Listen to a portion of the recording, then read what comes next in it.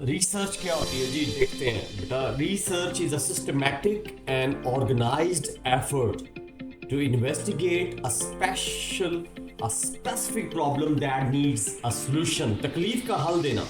Research is not गेसिंग, ये guess नहीं है। हाँ, एजुकेटेड गेस कह सकते हैं किसी हद तक। रिसर्च इज नॉट कॉपिंग, हाँ रेप्लिका स्टडी कर सकते हैं।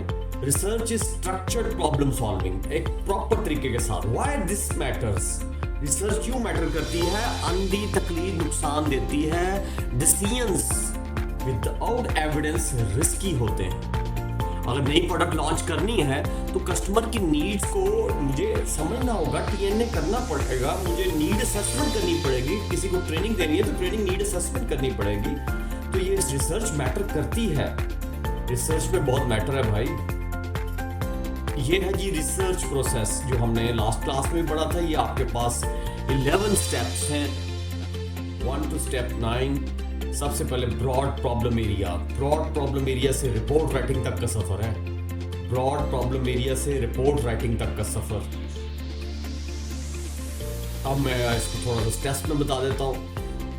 ब्रॉड प्रॉब्लम एरिया जी, फिर प्रिलिमिनरी डाटा कलेक्शन है। नंबर 3 पे प्रॉब्लम को डिफाइन करना, यहाँ तक बहुत इंपॉर्टेंट स्टेप है आपका। फिर है लिटरेचर रिव्यू, फिर theoretical framework, hypothesis development, research design, data collection, data analysis, interpretation of the results.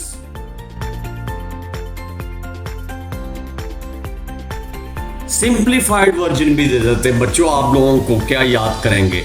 सबसे पहले identify the problem, review literature, build framework, choose method, collect data, analyse data and interpret और report तैयार। तो identify problem से लेके report तक के steps, ये सिंप्लीफाइड वर्जन है जो आपके दिमाग में होना चाहिए रिसर्च प्रोसेस का। लो जी, अब हम एग्जाम्पल भी देखते हैं।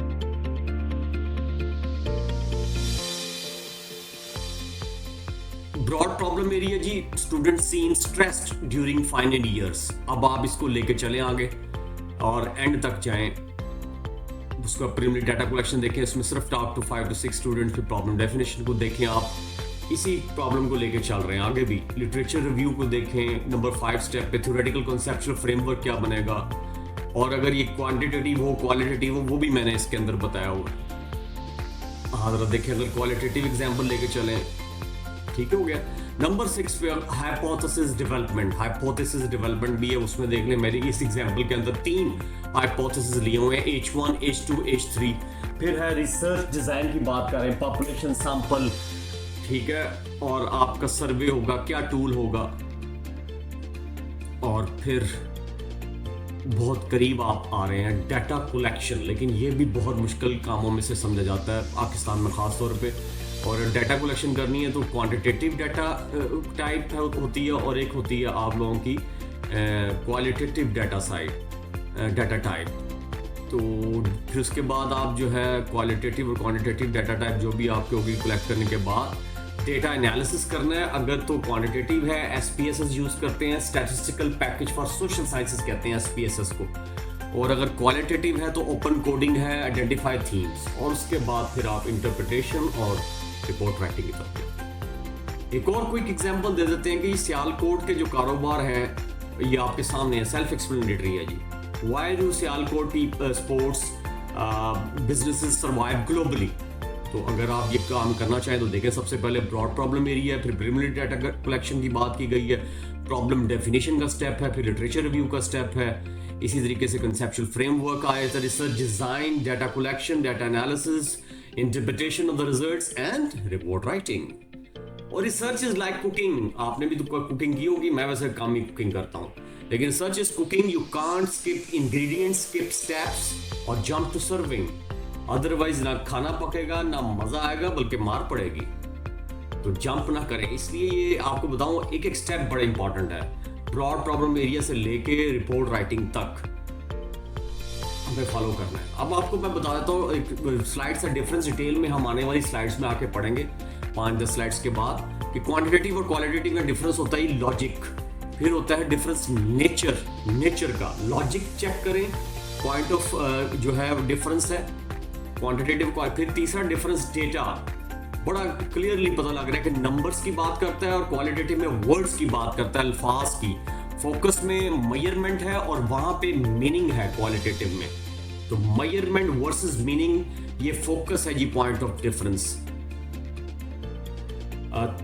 पांचवा जो डिफरेंस है फीचर, वो है अप्रोच का। ये यहाँ पे क्वांटिटेटिव में रिडक्शनिस्ट अप्रोच है और क्वालिटेटिव में होलिस्टिक अप्रोच है। और ये एग्जांपल आपको बताई गई है क्योंकि फाइनल ईयर स्टूडेंट जो है बड़ा स्ट्रेस फील करते हैं लास्ट सेमेस्टर में, लास्ट ईयर में। नंबर 6 फीचर जो है क्वांटिटेटिव और क्वालिटेटिव को डिफरेंशिएट करने का, वो है सैंपल। इसमें क्वांटिटेटिव में लार्ज होता है, वो आपके सामने है, और क्वालिटेटिव में स्मॉल पर्पसिव सैंपल से भी काम चल जाता है, लेकिन जरा डिटेल में काम होता है। तो 500 स्टूडेंट से डाटा कलेक्ट करना है या 20, ये डिफरेंस आ रहा है। फिर नेक्स्ट फीचर क्या है, गोल। गोल क्या होता है क्वांटिटेटिव सर्च का, कि जनरलाइजेशन करना, और क्वालिटेटिव का अंडरस्टैंडिंग। जनरलाइज करना मीन आपके ये जो रिसर्च की है ना स्टेट स्टूडेंट्स वाली, तो वो यूनिवर्सिटी स्टूडेंट सब पे अप्लाई हो सके। अंडरस्टैंडिंग का मतलब है डीपली अंडरस्टैंडिंग के भाई कितना क्या क्या इसके महरक़ात थे। तो in the nutshell, to be summarized, quantitative is like checking your battery percentage and qualitative is asking why your phone battery drains fast। भाई जल्दी क्यों खत्म हो जाती है फोन की बैटरी, ये क्वालिटेटिव है। तो ये टू बी समराइज्ड कह लें, एक आपको मेटाफर दे रहा हूँ आसानी के लिए, कि बैटरी परसेंटेज को चेक करना क्वांटिटेटिव है, और क्वालिटेटिव ये है कि वो बैटरी ड्रेन क्यों हुई, कहाँ चले गई।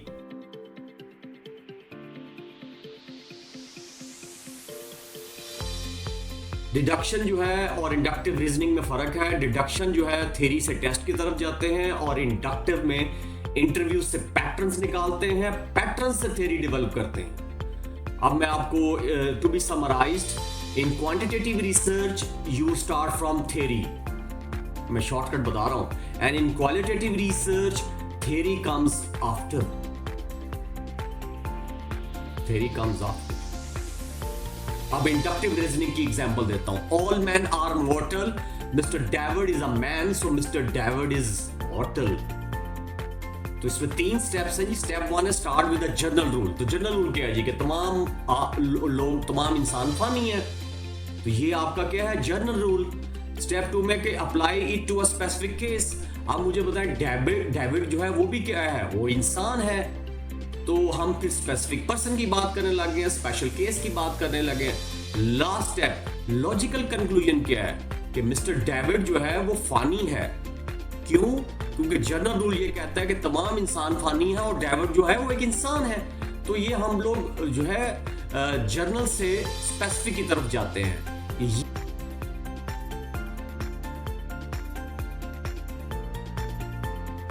Very simple way to understand. Apple tree देखा है, देखे एप्पल लगा हुआ है, और ट्री एप्पल ट्री है, ट्री एप्पल है, देखते हैं। Deductive reasoning is if all apples are fruits, अगर तमाम सेब फ्रूट है और दिस इज एन एप्पल, और ये एप्पल है जो नीचे पड़े हुए, then it is a fruit, तो ये फल है।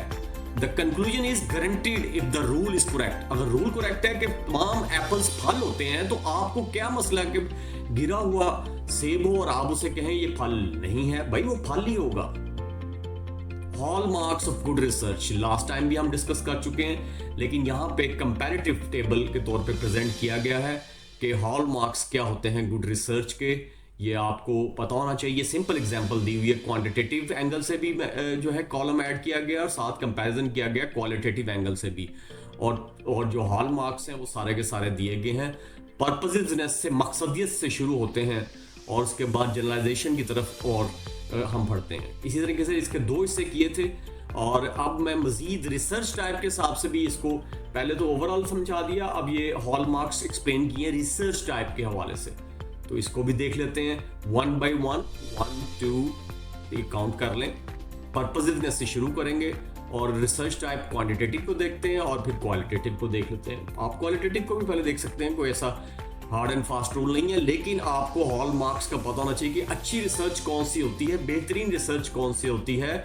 रिसर्च सर्चिंग अगेन क्या होता है, कौन से पैरामीटर्स, कौन से क्राइटेरियाज जो है उसको सामने रखना चाहिए, ताकि गलती का मार्जिन कम हो और आप में कॉन्फिडेंस हो, इत्मीनान हो, और आप जब रिपोर्ट सबमिट कराने जाएं या रिसर्च स्टार्ट करना चाहें या रिसर्च के मिड में भी हों, तो आपको पता होना चाहिए कि कसौटी क्या है अच्छी रिसर्च को परखने की। To be summarized, quantitative research is like checking how many customers bought a product, or qualitative research is like checking customers why they bought it. ये मालूम करना कि उन्होंने खरीदी क्यों है.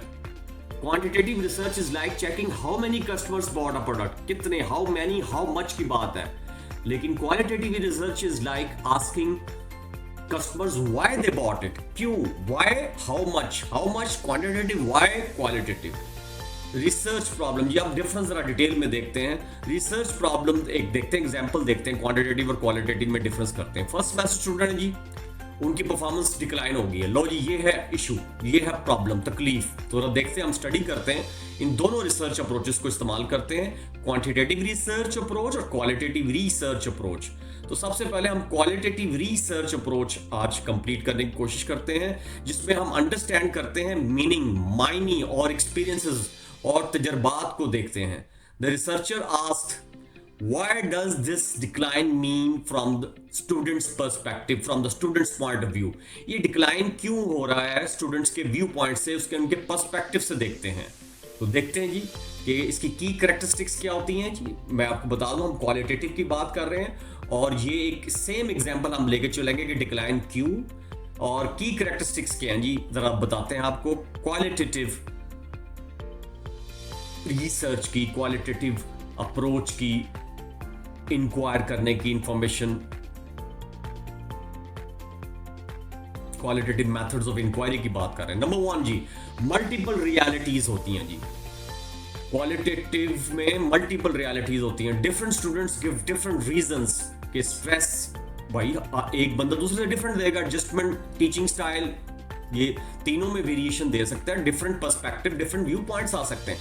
तो मल्टीपल रियलिटीज एग्जिस्ट करती हैं अंडर क्वालिटेटिव अप्रोच या क्वालिटेटिव रिसर्च. और नंबर 2 और देख लें, क्वालिटेटिव में रियलिटी इज सोशली कंस्ट्रक्टेड होती है. परफॉर्मेंस, जैसे अभी हम चेक कर रहे हैं कि performance is influenced by peer pressure, family expectations and environment. वो कह सकते हैं कि ये परफॉर्मेंस जो है वो पीयर प्रेशर की वजह से डिक्लाइन हुई है, फैमिली एक्सपेक्टेशंस की वजह से हुई है, या एनवायरनमेंट ऐसी नहीं मिली मुझे. ये सेकंड पॉइंट था. थर्ड है, रियलिटी इज कॉन्टेक्स्ट इंटररिलेटेड. आपको वो जो सैको सुबाक है वो नहीं भूलना चाहिए. वो एकेडमिक परफॉर्मेंस जो है वो जो डिक्रीज हुई है उसको लिंक किया जा सकता है बैकग्राउंड ऑफ द स्टूडेंट. उसका सपोर्ट सिस्टम कैसा काम कर रहा है स्टूडेंट का, उसका लर्निंग कल्चर क्या है, ये चीजें मिस नहीं करनी. तो ये कॉन्टेक्स्ट, इसको भी एक्सप्लोर करने की जरूरत होती है क्वालिटेटिव अप्रोच के अंदर, क्वालिटेटिव मेथड के अंदर. नंबर 4 जी, होलिस्टिक अप्रोच. ये तकरीबन आपका कि studies the entire student experience. वो ना होलिस्टिक का मतलब होता है कि फुल पिक्चर देखते हैं, नॉट जस्ट सीजीपीए या जीपीए, ग्रेड पॉइंट एवरेज देख के बात नहीं करनी है. उसका सारे के सारे स्टूडेंट का जो तजर्बा है, एक्सपीरियंस है, उसको स्टडी करने का नाम जो है वो है होलिस्टिक अप्रोच कहलाती है. और ये क्वालिटेटिव अप्रोच का बहुत इंपॉर्टेंट जो है वो टाइप है, फीचर है. नंबर 5 कैरेक्टरिस्टिक्स है. Number 5 strong philosophical perspective. जरा फिलोसफी की भी बात कर लेते हैं. जिंदगी फिलोसफी के बगैर गुजरती नहीं है. ये फोकस करती है अंडरस्टैंडिंग लिव्ड एक्सपीरियंसेस, यानी जो लिव्ड एक्सपीरियंसेस है, जो जिंदा जागते भी तजर्बात हैं, उसके ऊपर, उसको समझने के ऊपर फोकस होता है क्वालिटेटिव मेथड ऑफ इंक्वायरी के ऊपर. लो जी, 6 इंडक्टिव रीजनिंग. इंडक्टिव रीजनिंग क्या है? Theory develops from interviews and discussions. Interviews और बहस मुबासों से एक थ्योरी बनाते हैं हम. तो क्वालिटेटिव अप्रोच के अंदर क्या करते हैं, हम थ्योरी डेवलप करते हैं. ये पहले भी बता चुका हूं कि थ्योरी कम्स आफ्टर, ये क्वालिटेटिव में, और थ्योरी कम्स बिफोर वो क्वांटिटेटिव में. 7 की बात कर लेते हैं जी, discovery of meaning as basis of knowledge. वो हम देखना चाहते हैं कि इधर बेसिस ऑफ नॉलेज क्या है. रिसर्चर आस्क्ड, या आप पूछते हैं कि what does poor performance mean to you. ये आप उस बंदे से पूछेंगे, उस बच्चे से, एज अ रिसर्चर. तो ये डिस्कवरी करने जा रहे हैं मीनिंग की as a basis of knowledge. आप कुछ डिस्कवर करना चाहते हैं, दरियाफ्त करना चाहते हैं. Number 8 develop theory. Theory develop करें, थ्योरी खुद थ्योरिस्ट बन जाएं, थ्योरी देने वाले. कंक्लूड थीम्स लाइक, आप क्या कर सकते हैं, थ्योरी दे सकते हैं कि लैक ऑफ एकेडमिक एडजस्टमेंट. ये जो है ये प्रॉब्लम हुआ है जो डिक्लाइन किया उन्होंने, कि वो एकेडमिकली एडजस्ट नहीं कर सके, उसकी कमी का शिकार रहे. तो ये एकेडमिक एडजस्टमेंट के ऊपर फिर काम हो सकता है। ये थ्योरी होगी आपकी, तो थ्योरी बना लीजिए आपने। Number 9, meaning of concepts emphasised. जो कॉन्सेप्ट्स होते हैं उसको, उसका जो मतलब है उसके ऊपर बहुत ज्यादा फोकस किया जाता है। जैसे मोटिवेशन में मीन, मोटिवेशन से मुराद भाई कॉन्फिडेंस भी हो सकता है, उसकी बिलोंगिंग को कहां से ताल्लुक रख सकता है, या क्लैरिटी भी हो सकती है कि कितना क्लियर था वो। तो मोटिवेशन को ना आप ये इसको भी फर्दर देखते हैं डीपली कि कॉन्फिडेंस को कहते हैं कि क्लैरिटी को कहते हैं। नंबर 10, प्रोसेस ओरिएंटेड होती है जी। क्वालिटेटिव अप्रोच जो है वो प्रोसेस ओरिएंटेड होती है। आगे जाके हम पढ़ेंगे क्वांटिटेटिव जो है वो आउटकम ओरिएंटेड होती है। तो studies how decline develops over time. आप ये देखते हैं कि वक्त के साथ साथ विद पैसेज ऑफ टाइम कैसे डिक्लाइन जो है वो हुआ और उसकी परफॉर्मेंस जो है वो डिक्रीज होती रही, कम होती रही। तो ये नंबर 10वां लेंस था, कैरेक्टरिस्टिक्स थी। नंबर 11 जी, कंट्रोल लेस इंपॉर्टेंट। इसमें जो है ना क्वालिटेटिव अप्रोच के अंदर जो कंट्रोल होता है वो बहुत कम अहमियत का हामिल होता है। Research conducted in natural academic environment, कुदरती जो तालीमी माहौल है उसके अंदर रिसर्च जो है वो कंडक्ट करनी होती है। क्वालिटेटिव अगर अप्रोच आप यूज कर रहे हैं, डाटा इंक्वायरी मेथड यूज कर रहे हैं, क्वालिटेटिव रिसर्च टूल यूज कर रहे हैं। नंबर 12 पे आते हैं जी, रिच डिस्क्रिप्शंस। जरा बहुत डीप डाइव करना होता है। Detail narratives collected. आपने वो जो स्टूडेंट्स हैं उनसे डिटेल्ड में हर चीज, होलिस्टिक अप्रोच में हर चीज पूछ ली है, उनसे कलेक्ट कर लिया उनकी जुबानी कि वो क्या कह रहे हैं। एक दो तीन चार नहीं, डीपली देखा पूरे के पूरे। वो 20 लोगों से अगर आपने इंटरव्यू किया तो कलेक्ट किया पूरा का पूरा उनसे जो नैरेटिव्स हैं उनके। अच्छा ये नंबर 13 बड़ा आसान है। बेसिक एलिमेंट क्या होता है एनालिसिस का? क्वालिटेटिव में बेसिक एनालिसिस जिस एलिमेंट से करते हैं वो वर्ड्स हैं। Data consist of conversation and experiences. ये जो गुफ्तगू तो शनीद और तजर्बात है ना, वहां से वर्ड्स में आपको डाटा मिलता है। वो वर्ड्स में बताते हैं, वर्ड्स और मैजिक, तो जो भी है फिर उससे मैजिक होता है। Number 14, uniqueness valued. इसमें यूनिकनेस बड़ी होती है क्वालिटेटिव अप्रोच के अंदर, कि इंडिविजुअल केसेस आर इंपॉर्टेंट। जैसे हर बंदा दूसरे से यूनिक है बेटा, उसकी थॉट प्रोसेस भी डिफरेंट होगा, उसका कॉन्टेक्स्ट भी डिफरेंट होगा, उसकी पिक्चर एक दूसरे से पिक्चर से डिफरेंट होगी, और वो एक फिल्म दूसरी फिल्म के तौर पे डिफरेंट होगी बेटा। तो इंडिविजुअल केसेस आर इंपॉर्टेंट। हर बंदे की हैसियत है, कोई चीज़ फालतू नहीं है। वो उसके साथ मैं लिंक कर रहा हूँ जो आपका पुराने कॉन्सेप्ट्स हैं। नंबर 15 है trust worthiness emphasised. Trust worthiness बहुत इंपॉर्टेंट है, एतबार करना। Findings validated through participant confirmation. तो जो पार्टिसिपेंट्स होते हैं उनकी जो कंफर्मेशन के बाद पता लगता है कि ये जो फाइंडिंग्स हैं वैलिडेट है, अदरवाइज नहीं। तो जो पार्टिसिपेंट है उसकी कंफर्मेशन बहुत जरूरी है। तो फिर आपकी क्वालिटेटिव रिसर्च जो है उसकी सिग्निफिकेंस है। इंटरप्रिटेशन सेंट्रल होती है जी। Meaning and understanding are the final outcomes. जो मायने और समझ बूझ जो आपको ये वो आपका आखिरी फल होते हैं, वो समर होता है। यहाँ पे इंटरप्रिटेशन सेंट्रल होती है। तो मीनिंग और अंडरस्टैंडिंग को ऐड करें, ये आपके आउटकम्स हैं, ये आपका समर होता है। अब बात कर लेते हैं वही तमाम के तमाम पॉइंट्स जो कि हमने 12 से 13 पढ़े हैं क्वांटिटेटिव रिसर्च के अंदर। यहाँ पे एग्जांपल दे लेते हैं। यहाँ पे रिसर्चर आप पूछेंगे उस स्टूडेंट से कि what measurable variable explain this decline in performance. What measurable variables explain this decline? अब measurable variables की बात करने लग गए हैं तो रिसर्चर के क्वेश्चन पूछने में चेंज है। तो आप देखते हैं क्वांटिटेटिव रिसर्च अप्रोच क्या है। ये मेजरमेंट एंड टेस्टिंग है जी। तो की करैक्टरिस्टिक्स क्या है जी? सेम एग्जांपल इस्तेमाल करेंगे ताकि आपके अंदर जो है वो क्लैरिटी रहे, ताकि आपकी जो है वो कॉम्प्लेक्सिटी का शिकार ना हो, आपके लिए चीज़ें आसान हो सकें। तो उसी को एग्जाम्पल को इस्तेमाल करेंगे कि क्यों डिक्लाइन हुई परफॉर्मेंस। लेकिन अब हम क्वांटिटेटिव रिसर्च की तरफ जा रहे हैं। सॉरी, सिंगल रियलिटी होती है, वो मल्टीपल रियलिटी थी, ये सिंगल रियलिटी है। Performance measured by GPA. वहां पे जीपीए के अलावा बाकी फैक्टर्स भी आपने देखे थे। यहाँ पे आप सिंपल देखते हैं जी, ग्रेड पॉइंट एवरेज से पता लग जाएगा जी परफॉर्मेंस डिक्लाइन हुई नहीं हुई, क्या है, कितनी हुई। तो वो मल्टीपल रियलिटी थी जी क्वालिटेटिव के अंदर, और यहाँ पे आपके लिए क्वांटिटेटिव रिसर्च में single reality. Number 2, reality is objective. यहाँ पे कहा जाता है क्वांटिटेटिव में, क्वांट भी कहते हैं कि reality is objective. Marks are measurable facts. कहा जाता है कि मार्क्स जो होते हैं ये असल में नापे जाने वाले के ढापे जाने वाले फैक्ट्स होते हैं, हकीकत होती है, वहां पे जो रियलिटी थी वो सब्जेक्टिव थी क्वालिटेटिव में, अगर आपको याद हो। नंबर 3, क्वांट की बात कर लेते हैं, रिसर्च की। Reality is context free. वहां पे आपको पता है कि सोशली वहां पे कॉन्टेक्स्ट फ्री नहीं थी, कॉन्टेक्स्ट बाउंड थी। यहां पे कॉन्टेक्स्ट फ्री है, कोई स्याको सुबाक की बात नहीं हो रही। वेरिएबल स्टडीड इंडिपेंडेंटली, तमाम जो वेरिएबल्स होंगे उसको इंडिपेंडेंटली आप कह लें कि वो जो है उसको स्टडी किया जाता है खुद मुख्तार तरीके के साथ, आगे जाके बताते हैं। तो नंबर 4 डिफरेंस क्या है, रिडक्शनिस्ट अप्रोच होती है यहाँ पे। रिडक्शनिस्ट अप्रोच का मतलब होता है कि आप ब्रेक करते हैं प्रॉब्लम को into study hours, attendance, prior grades, ये आपकी जो अप्रोच होती है पीसेस में, वहां पे बिग पिक्चर होती है, यहाँ पे पार्ट्स के अंदर। तो रिडक्शनिस्ट अप्रोच में आप जो प्रॉब्लम है ना कि डिक्लाइन क्यों हुई है परफॉर्मेंस को, उसको आप इसमें बांट लेते हैं। नंबर 5 है strong theoretical base. Strong theoretical base, वहां पे आप थ्योरी नहीं यूज करते, थ्योरी बाद में आती। क्वांट में क्या होता है, यूज एकेडमिक परफॉर्मेंस मॉडल्स। आप जो एकेडमिक परफॉर्मेंस के मॉडल्स ऑलरेडी अवेलेबल हैं वो आप इस्तेमाल करते हैं, उससे रेलेवेंट कोई थ्योरीज हैं वो इस्तेमाल कर लेते हैं कि भाई आपने कोई थ्योरी इजाद नहीं करनी, थ्योरी बनानी नहीं है, ऑलरेडी जो थ्योरीज हैं उसको यूज करते हैं। नंबर 6 छक्का लगाते हैं जी, डिडक्टिव रीजनिंग। वहां पे इंडक्टिव रीजनिंग थी, यहाँ पे डिडक्टिव रीजनिंग है। मैंने इसकी एग्जांपल पहले बता भी दिया आपको।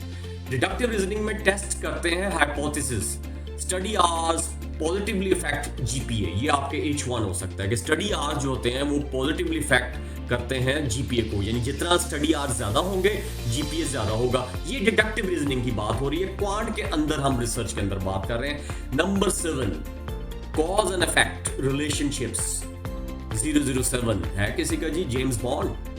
एग्जामिन्स स्टैटिस्टिकल रिलेशनशिप, यहां पे स्टैटिस्टिकल रिलेशनशिप यूज करेंगे। SPSS पैकेज आमतौर पे इस्तेमाल करते हैं, statistical package for social sciences use होता है। तो स्टैटिस्टिकल रिलेशनशिप देखेंगे, cause and effect relationship quant के अंदर। नंबर 8 टेस्ट थ्योरी, यहां पे थ्योरी को टेस्ट किया जाएगा। या तो वो जो आपने कहा था ना कि स्टडी आवर्स ज्यादा हो तो ग्रेड पे इफेक्ट होता है, तो वो या तो एक्सेप्ट होगा या रिजेक्ट होंगे ये हाइपोथेसिस आपके। तो ये थ्योरी को टेस्ट करने के लिए यूज होता है quant research, quantitative approach of doing research. तो ये नंबर 8 है। अभी हैं जी हमारे कम से कम 4 से 5 point. Number 9 measurement of variables emphasized. यहाँ पे जो वेरिएबल्स होते हैं उनको मेजर किया जाता है। जैसे यहाँ पे वेरिएबल्स कौन से बन रहे हैं आपके स्टडी वेरिएबल्स ऑफ इंटरेस्ट बन रहे हैं, जीपीए, अटेंडेंस, परसेंटेज और स्टडी आवर्स। इसके इर्द आपकी स्टडी घूम रही है कि जीपीए फैक्टर हो रही है, अटेंडेंस की वजह से हो रहा है, परसेंटेज की वजह से, स्टडी आवर्स की वजह से हो रहा है। तो ये क्वांट के अंदर होता है। नंबर 10 आउटकम ओरिएंटेड, वो प्रोसेस ओरिएंटेड थी अगर आपको याद हो। ये फोकस करती है ऑन फाइनल CGPA, कि फाइनल जीपीए जो आएगा आप कह देंगे यार वही परफॉर्मेंस बताएगी कि वही क्या है, कम है, ज्यादा है, लोअर है, मिडल है, हाई है। आउटकम ओरिएंटेड होती है क्वांट की रिसर्च। और वो जो क्वाल की रिसर्च है, क्वालिटेटिव वर्ड्स की जो बात होती है वो इस तरह की रिसर्च नहीं है। तो कंट्रोल इंपॉर्टेंट होते हैं जी, वहां पे अहमियत नहीं रखते थे। इसमें आप कंट्रोल कर रहे होते हैं एज, बैकग्राउंड, कोर्स लोड, ये वहां पे नहीं कर रहे होते आप। तो यहाँ पे ये कंट्रोल वेरिएबल्स के तौर पे आते हैं कि जी अदर थिंग्स कांस्टेंट। तो आप एज, बैकग्राउंड और कोर्स और लोड, ये वेरिएबल्स को आप स्टडी नहीं कर रहे होते। आपका फोकस सिर्फ उसी के ऊपर था, स्टडी आवर्स, परसेंटेज, अटेंडेंस और GPA. Number 12 precise measurement mean GPA निकाल लेंगे, वेरिएंस निकाल लेंगे, स्टैंडर्ड डेविएशन निकालेंगे, मीन, मीडियन, मोड आपने पढ़ा होगा, स्टैंडर्ड डेविएशन, कोर, ये जीपीए, ये सारी चीजें प्रिसाइज मेजरमेंट आपके सामने आ जाएगा, तो वो आप मेजर कर लेंगे। लेकिन यहाँ पे सैंपल का वो बाद में जाके बताता हूँ, साइज ज्यादा होता है। क्वांट के अंदर जी last point, may be second last point, ये तो मेरा एक कलेक्शन है ना कि कितने डिफरेंस है। तो basic elements of analysis numbers होता है, वहां पे वर्ड्स होता है। तो data consist of numerical values, numbers 1 2 3 4 78 100 78% of the population, 90% of the population। ये data consist of numbers, numbers बोलते हैं, अदाद बोलते हैं, वहां पे अल्फाज बोलते हैं क्वाल में, क्वांट में अदाद बोलते हैं। नंबर 14 ये है लास्ट, जनरलाइजेशन वैल्यूड फाइंडिंग जो आपको मिलती है ना, उसको आप ऑल फर्स्ट सेमेस्टर स्टूडेंट्स के ऊपर कितना कामयाबी से अप्लाई कर सकते हैं, यानी वो रिजल्ट्स आपके इतने ज़बरदस्त होने चाहिए क्वांट के ऊपर कि वो जो जनरलाइजेशन है उससे पता लगे कि आपकी वैल्यू की रिसर्च की वैल्यू है, कदर है। 15 this was the last G, reliability and validity emphasized। reliability test किए जाते हैं, वैलिडिटी टेस्ट किए जाते हैं। स्टैटिस्टिकल एक्यूरेसी टेस्टेड आपको जाके बताएंगे आगे कि जब ये चैप्टर स्टार्ट होगा कि रिलायबिलिटी के दो बड़े पॉपुलर टेस्ट हैं, और इस तरीके से वैलिडिटी भी 3 टाइप्स की बड़ी इंपॉर्टेंट है, उनकी टाइप्स जिसका अक्सर जिक्र होता है वो भी हम आपको बताएंगे। ले जी, ना ये 14 पॉइंट्स है ना 15, ये 16 के करीब पॉइंट्स हैं। नंबर 16 देखें, स्टैटिस्टिकल एनालिसिस जो है वो सेंट्रल हैसियत रखता है यहाँ पे, और आमतौर पे आपके भी क्वांट यहाँ तक ही हम आपको सिखाएंगे। मीन मीडियन डिस्क्रिप्टिव स्टैटिस्टिक्स के अलावा आपको हम जो है वो कोरिलेशन, रिग्रेशन, हाइपोथेसिस टेस्टिंग भी जो है वो कराएंगे, सिखाएंगे, जो इन्फ्रेंशियल स्टैटिस्टिक्स में आता है। 2 तरह की स्टैटिस्टिक्स होगी, डिस्क्रिप्टिव स्टैटिस्टिक्स और inferential statistics. To be summarized, qual यानी qualitative research explains the experience and meanings of performance decline, and quant research measures the magnitude and statistical relationship of performance decline. Qual focuses on depth and quant focuses on precision. A competent researcher knows when to interpret, when to follow which approach.